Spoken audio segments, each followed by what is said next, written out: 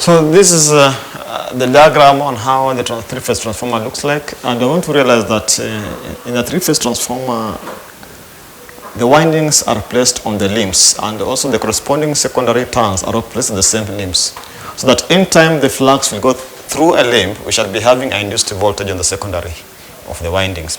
So in this case, we are going to realize that we have got three inputs into the primary windings, which forms the star, with the center of them being connected to a common point. Having this common point makes us have the Y part of the transformer, or whatever referred to as the star. And when you don't have the common ground to the windings, then we talk of the delta. So sometimes the star part of which will be abbreviated by a Y, and the delta part of which will be abbreviated by a triangle. The same scenario is here that I've brought here, so that you are able to visualize how this transformer looks like. So the three windings, L1, L2, and L3, are the same windings here that we have here, L1 and L2 and L3. But with this common being connected to the ground, common also being connected to the ground. And this one is normally taken at the center of a transformer. And for this purpose, in itself, the transformer is safe to use, because it's able to provide a path for the low currents or the leakage currents to flow to the ground through the neutral conductor. So the neutral part is the neutral conductor. But in delta, we don't have the fourth conductor. The reason is that the currents here are circulating, that the net effect of a closed loop voltage drop, according to Kirchhoff's voltage law, is supposed to be zero. Because this one is able to tell us the voltage in the circuits are going to be zero. Given that they're out of phases, when they are added, they results to zero. So these windings are normally placed at 120 degrees out of phase with each other. And for that purpose, then the corresponding voltage will be 120 degrees out of phase. So the winding as they are here, they are normally placed at 120 degrees there, out of each other. And because of that, when drawing the star diagram, the angle between the conductors, the angle between the conductors or the input into the phases must be at 120 degrees. That's why at this point here, we're supposed to be having approximately 120 degrees. And approximately 120 degrees, 120 degrees. So by the time you add all the three phases, they're actually displacing and the resultant angle of zero for the entire cycle.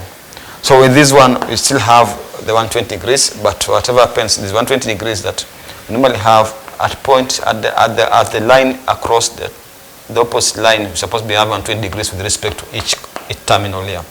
So we still have the live 1 here, a live 2, and live 3. So this is delta. And normally, anytime you're using the delta transmission systems, is when we have a stable system and there's a balanced transmission load on the three lines. Anytime we experience imbalance in the transmission load, we must provide a fourth conductor to be able to ground the difference in the circulating currents. Circulating currents will also follow the neutral to the ground. So the principal operation is that we must be having the three windings placed at 120 degrees, and each winding is bound on a limb. And the limb is able to link the primary and the secondary. So the principal operation is very, very simple. So we talk of the principle of operation.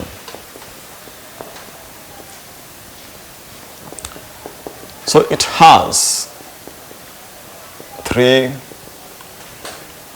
windings. It has the three windings placed at 120 degrees from each other, and on a limb that links both the primary and the secondary turns.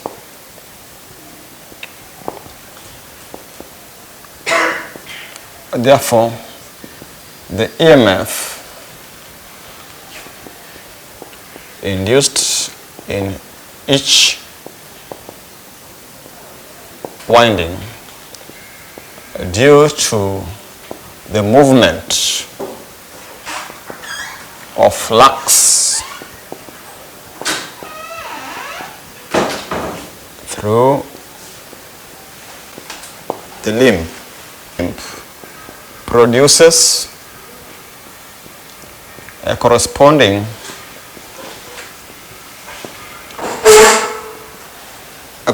voltage, produces a corresponding voltage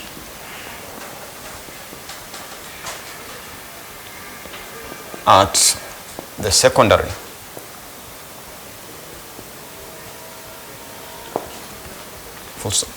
The voltage at the secondaries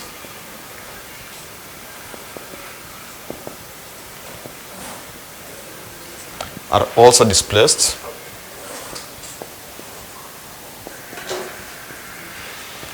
at 120 degrees from each other. At 120 degrees from each other. i.e.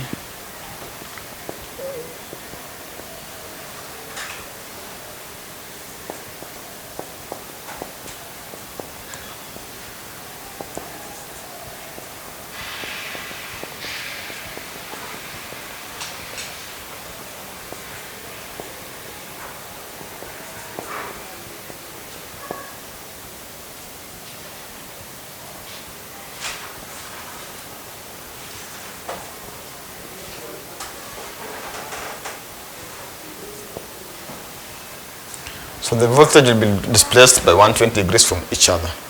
So between any line voltage and the other one, there must be 120 degrees. That's going to be shifting the position of the flux at any one time. So this is the basic principle of the three-phase transformer. And basically, the losses are still the same.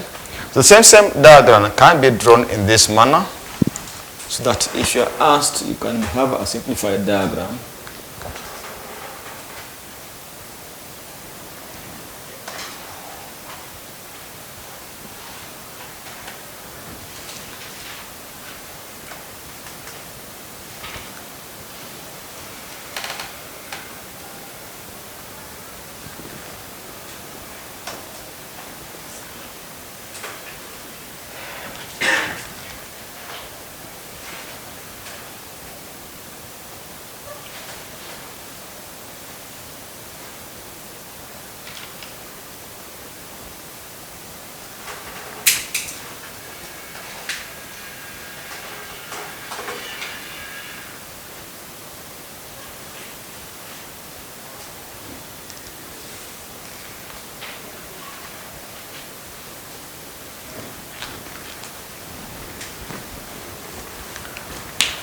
So the cross-section of the transformer can also be drawn using this diagram. It's all applicable.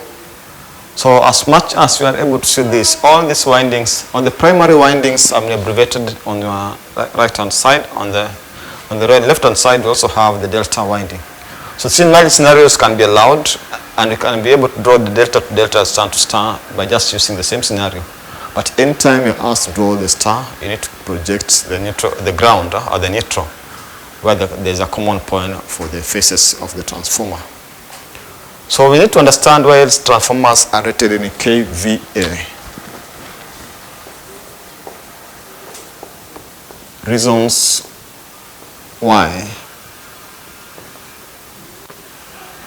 transformers are rated in kVA. So we need to understand why all the transformers are rated in kVA.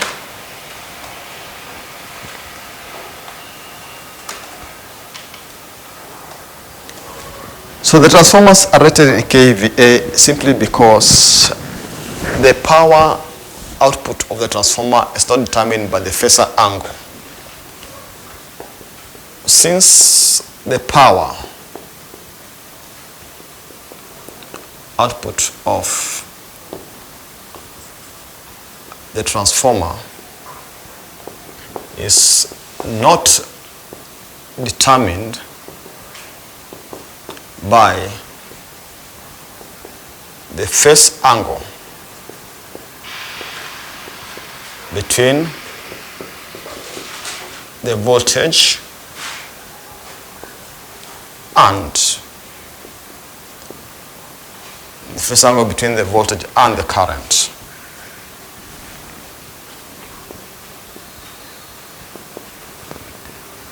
But by the amplitude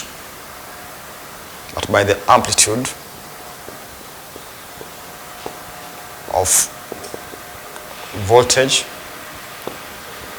and current. The transformers are rated in kVA.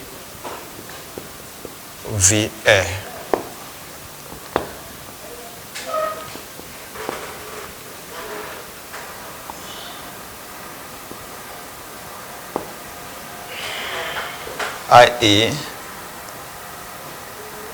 losses are independent of the power factor angle. Losses are independent of the power factor angle. Losses and transformer are independent of the power factor angle. So we can now do the applications of three-phase transformers in terms of the questions, so that we are able to have this.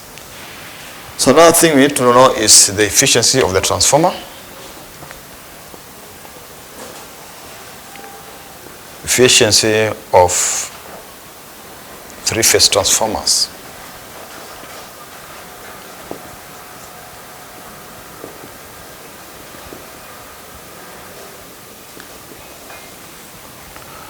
So transformer output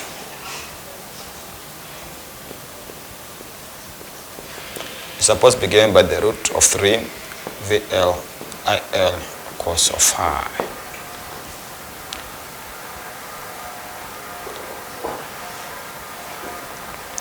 So losses, we have two losses, ion losses, which is constant. This is constant. And copper losses. Losses are ion losses.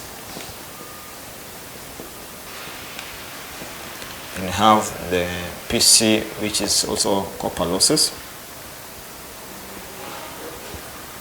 And it's given by 3I squared R of the equivalent resistance. So TX transformer input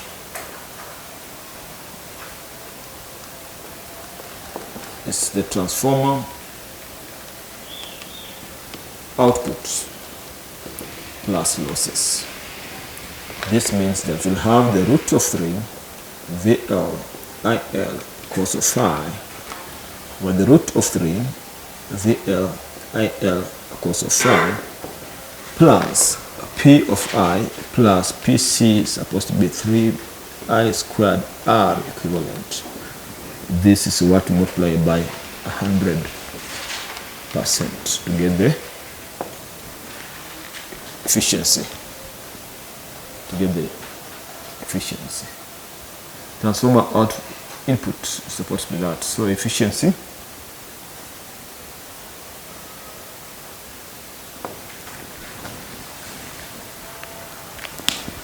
So I go to the examples.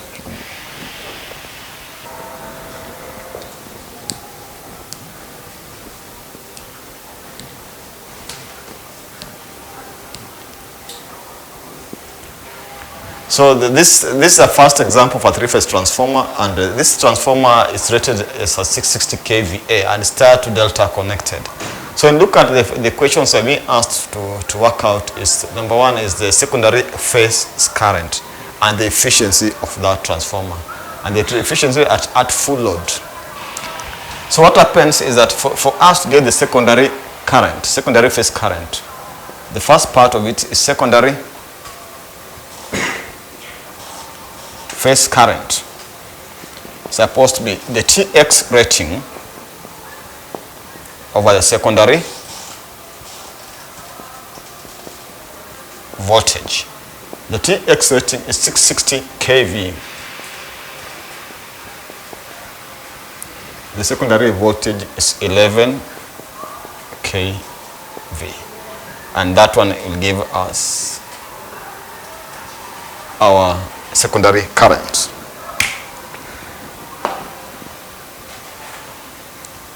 So that 660 divided by 11.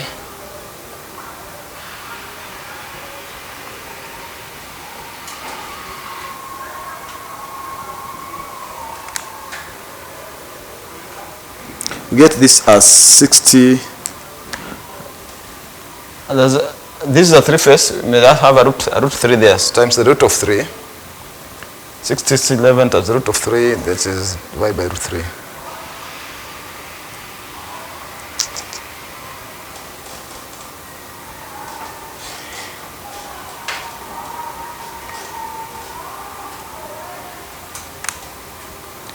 I'm going to get this as 20, the root of 3.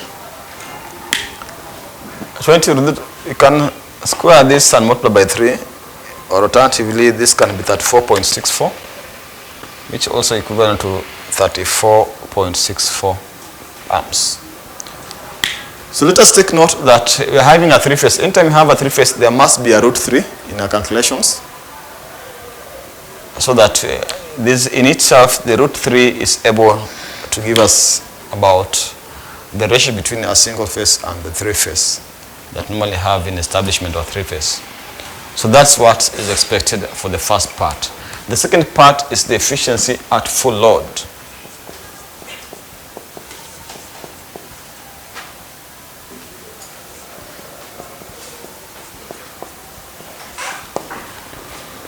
So the first thing is must get the TX output at full load unity power factor. Then we shall have this as TX rating times the power factor. And TX rating is 660 kVA times the power factor, which is 1. We shall have this as 660 kilowatts. And remember the TX input. TX input is the transformer input. TX input, we shall have the TX input as TX output plus losses. And that one is supposed to be 660 kilowatts. Plus the losses were given that we have the full load losses as 7.5 kilowatts. 7.5 kilowatts. Then you shall have this as 667.5 kilowatts. Therefore, efficiency is supposed to give us 660 over 667.5 times 100%.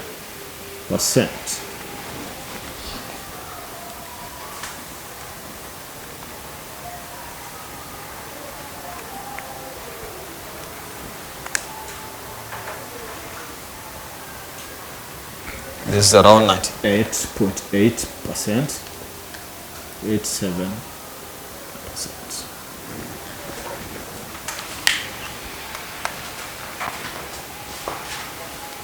So that's what is expected of us for the first example of the question that we are doing.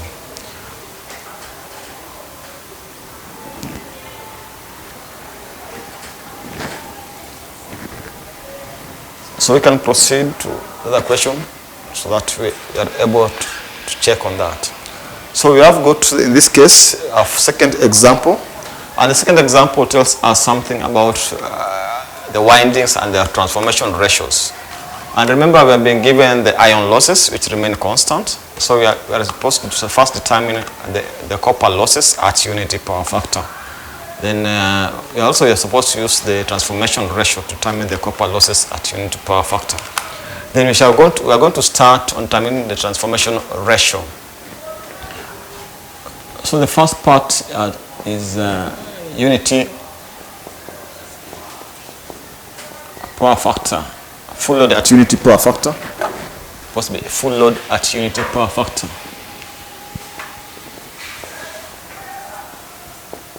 At unity power factor. Then you shall get the transformation ratio. Transformation ratio. The transformation ratio can be picked from the ratio of the windings, the ratio of the windings, and particularly when we're talking about the ratio of the windings, and talk of the secondary to the primary. So we only have this transformation ratio, which is abbreviated by K. It's supposed to be the secondary voltage over the root of 3 times the primary voltage, and that one gives us 11. Secondary voltage from transformation is 11 kV over the root of 3 times the primary voltage is 33 kV. So this means that we shall have this 1 over 33, 1 over 3 root of 1 over 3 root of 3, yes, as the K factor that we are going to be using. So once we determine the K factor, we are not supposed to determine the equivalent resistance, so that we are able to use the equivalent resistance to be able to determine the copper losses. So the equivalent resistance, remember we have been given the high voltage and the low voltage windings resistances. The low voltage winding means this is the secondary, and the high voltage windings, this is the primary windings. When we call on the diagram we did on the short circuit test, we had the low voltage and the high voltage, and the low voltage was the secondary. So the low voltage winding across the secondary windings is 0.876, and the high voltage winding is 35 ohms. So we need to get the equivalent total resistance for the two windings for us to have the short circuit tests. Remember, the short circuit test was including both the primary and the secondary windings of the transformer. So for this case, because the low voltage winding is there, we're supposed to determine how we can convert the primary resistance on the high voltage winding in addition to the low voltage winding, the secondary. So we are going to get the equivalent resistance of the transformer. The equivalent resistance of the transformer is supposed to be RS. This is R equivalent.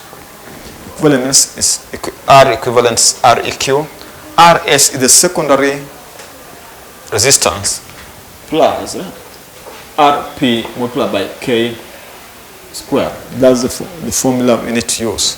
And K is the transformation ratio. Then we shall have this as 0.876 plus the RP was 35 multiplied by 1 over K squared is 1 over 3 root 3 squared. Then we shall be able to get the equivalent resistance of the secondary.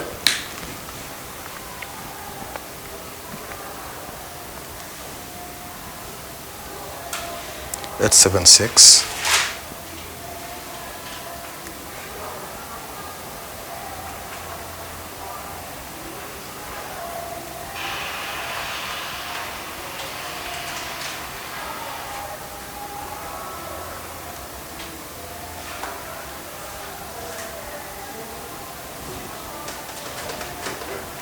.172. This is 2.172 ohms.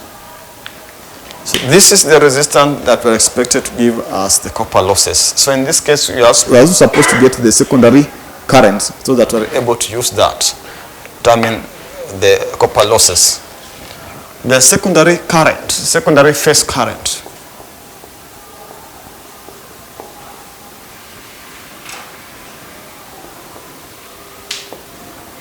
Supposed to be Tx rating over the root of 3 secondary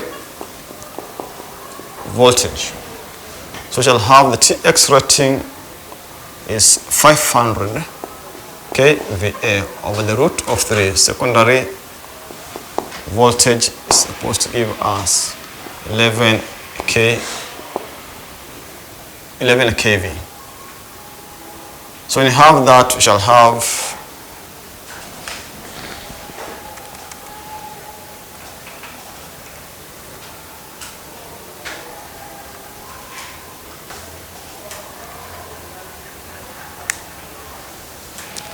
this as 26.24 amps. This is the secondary current, whatever tokens of IL.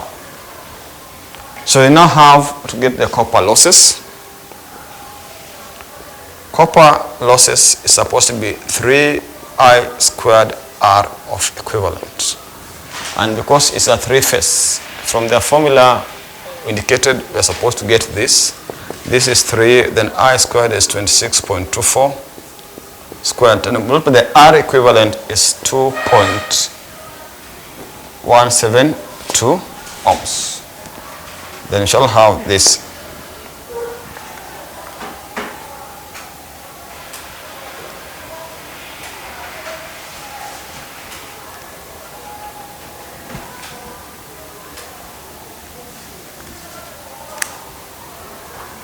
This is going to be 4.4487 or 88 watts. 447.6 watts. So these are the copper losses. So we can now determine the efficiency comfortably. Then at unity power factor, the Tx, the output is what? At unity, at full load unity power factor,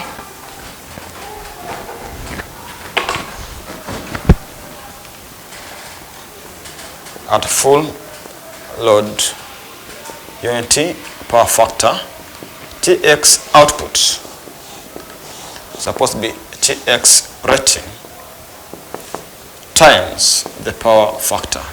And we have the Tx rating as 500 kVA multiplied by 1. We shall have this as 500 kilowatts. So total losses supposed to be copper losses plus iron losses. And copper losses are 4487.6 watts plus iron losses. You will be given the iron loss in the equations 3050 watts.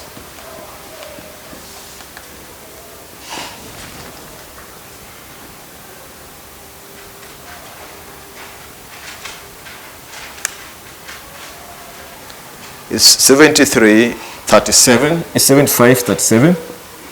7537.6 watts, which can give us 7.537 kilowatts. So the Tx input must be Tx output plus losses, which is supposed to be our Tx output of 500 kilowatts plus 7.537, which gives us 507.53. Therefore, efficiency is supposed to be 500 or 507.53 times 100, which now gives us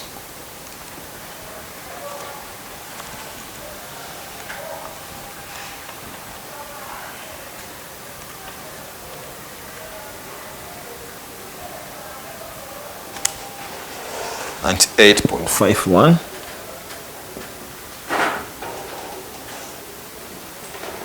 or 516%.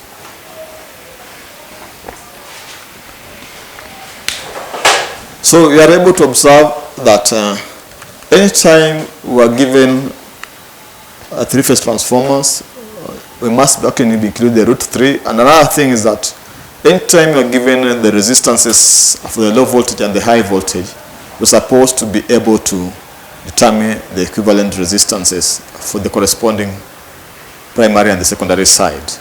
So that question of the K factor, we are now seeing able to also understand how we can use the K factor or the transformation factor to be able to determine other factors that we're supposed to be able to looking at, so that we are able to get the efficiency of the transformer.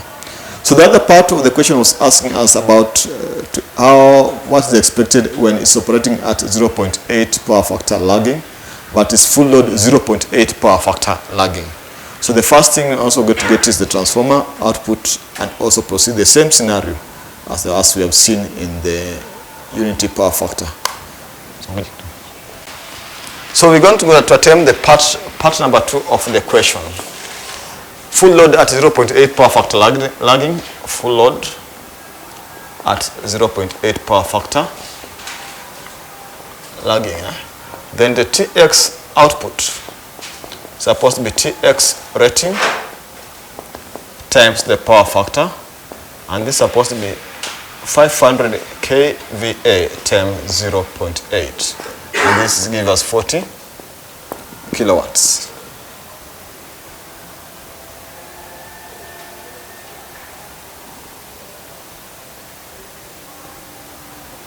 Then we shall have the copper losses at full load 0.8 power factor lagging. It's supposed to the same copper losses. We're still operating at full load of 400. Yeah, 400. We have the TX output as 400 kilowatts. Is 50 times 8 is 400 kilowatts. We have the copper losses at 0.8 power factor lagging, it still remain the same. The copper losses was 4487. From my previous workings, the copper losses was 4487.6 watts. Then iron losses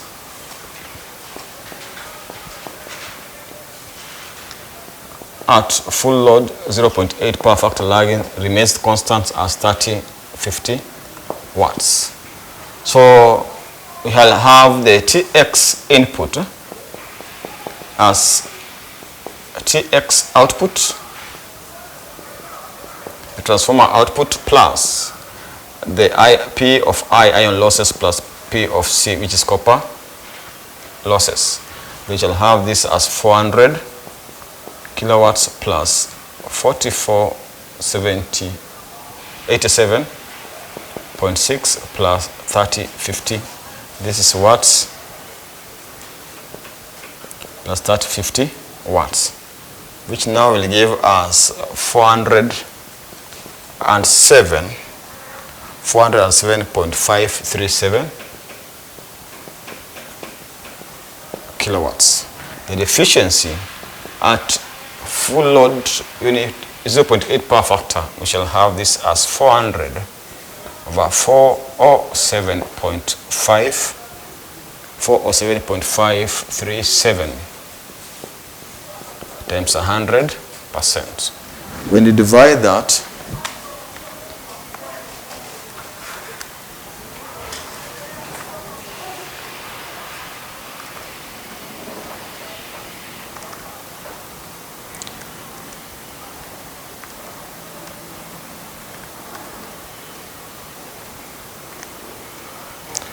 shall get this as 98.15%, not what, 98.15% as the efficiency. This is when it is operating at full load 0.8 power factor.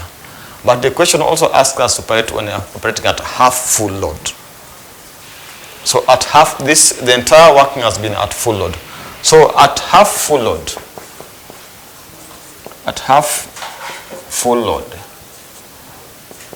the transformer TX output, which is the transformer output, is supposed to be TX output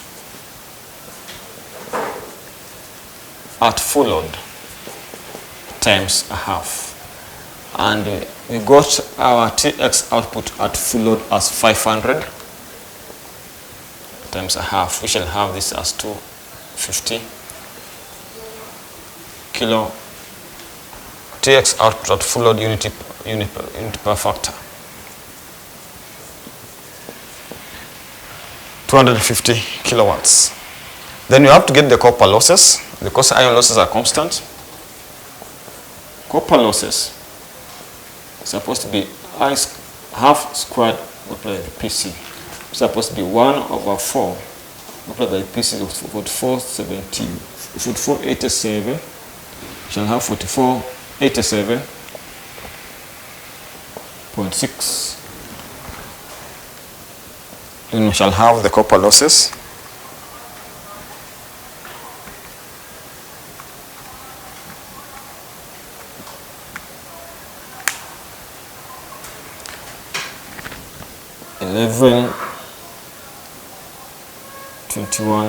.9 watts. So this is what we shall add to iron losses. So iron losses remain constant, 3050 watts. So TX input, the transformer input at half full load. At half full load unity per factor. Shall have the TX rating plus losses. The TX rating is supposed to be 250 kilowatts plus 3050, which is the iron losses, watts, plus 1121.9 watts. Get that one as, let's see, 3050. We get that one as 254.171. This is 254.1719 kilowatts. So our efficiency was supposed to be 250 over 254.1719 times 100%.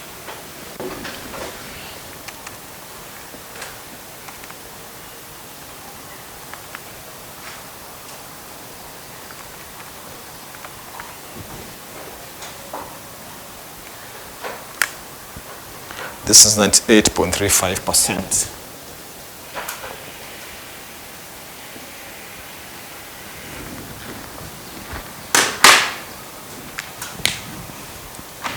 Of us, and this when I've done it at a half full load unity power factor. You're also supposed to do it at a half load 0.8 power factor lagging. So this is the expectation we need to expect.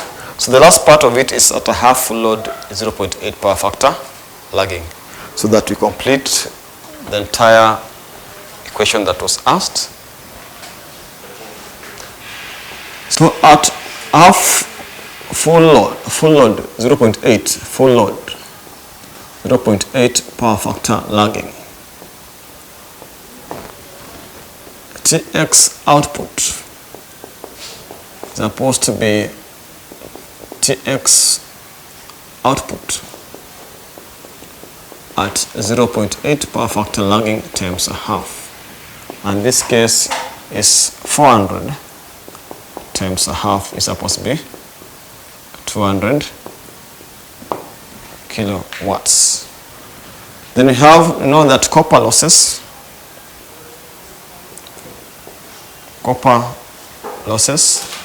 at half full load was given by 1121.9 watts.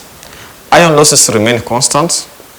Iron losses, they remain constant, and they'll be given by 3050 watts. Then Tx input, the transformer input at half full load, 0.8 power factor, lagging, and beginning by Tx output plus total losses, and that will be 200 plus 30, 50 plus 121.9, and this will give us 204.171719 kilowatts. So efficiency is supposed to be 200 over 204.171 times 100%.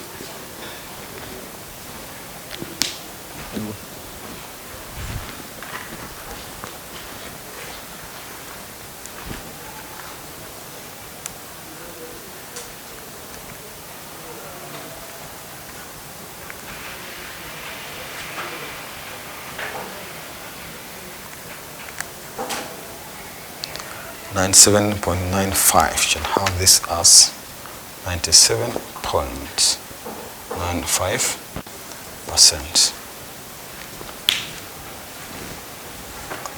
So we have finalized our session today. In the next session, we shall be able to deal with the applications of three-phase transformers, and particularly their construction also. Shall be able to add that part in the next session. So let us meet in the next session. We end up the issues of three-phase transformers and transformers in general.